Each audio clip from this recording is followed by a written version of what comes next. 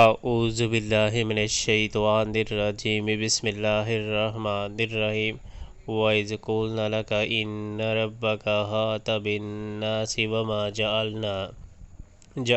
الرُّؤْيَا الَّتِي أَرَيْنَاكَ إِلَّا فِتْنَةً لِلنَّاسِ والشجرة الملعونة فی القرآن وَنُخَوِّفُهُمْ فَمَا يَزِيدُهُمْ إِلَّا طُغْيَانًا كَبِيرًا۔ یاد کرو اے محمد صلی اللہ علیہ وآلہ وسلم، ہم نے تم سے کہہ دیا تھا کہ تیرے رب نے ان لوگوں کو گھیر رکھا ہے، اور یہ جو کچھ ابھی ہم نے تمہیں دکھایا ہے، اس کو اور اس درخت کو جس پر قرآن میں لعنت کی گئی ہے، ہم نے ان لوگوں کے لیے بس ایک فتنہ بنا کر رکھ دیا۔ ہم انہیں تنبیہ پر تنبیہ کیے جا رہے ہیں، مگر ہر تنبیہ ان کی سرکشی ہی میں اضافہ کیے جاتی ہے۔